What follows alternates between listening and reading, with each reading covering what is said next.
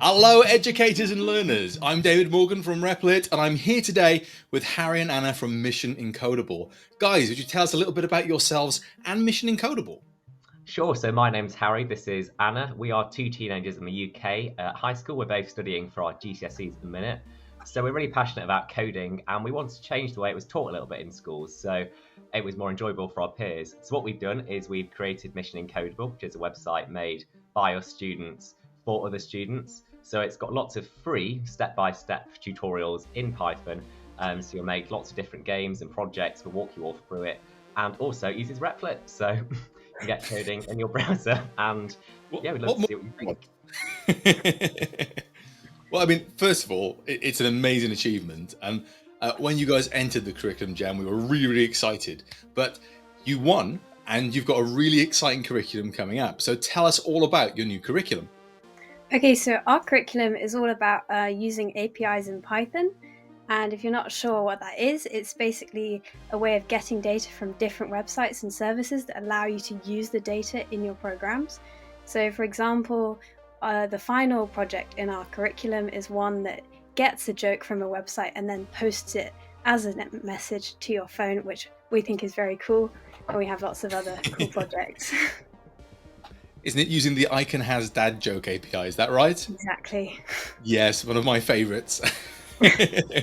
we did a video about it recently, actually, and I spent most of the time just laughing at the jokes that were coming up rather than actually doing the video. So I don't know how you guys managed to put that together, that giggling all the way through that.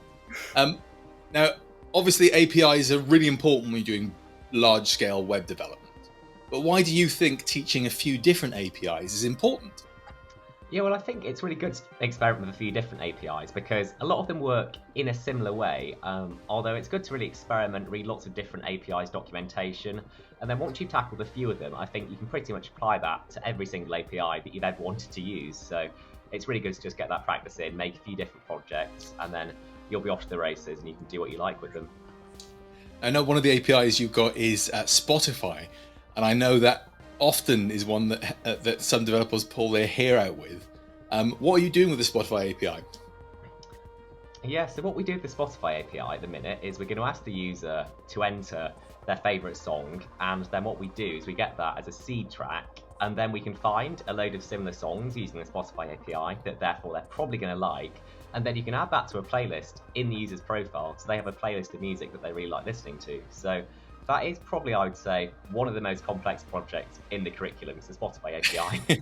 We found it quite confusing at first as well, but it's a really, really fun project, and it's been really great actually, because you sort of put in a song and then you'll find all these other tracks, and I've found some new music from it, so I hope other people will do as well. And yeah, it's nice to build something really useful like that, though, isn't it? Well, I mean, it's a great project, but once our learners have worked their way through your curriculum, what do you hope they'll be able to do next?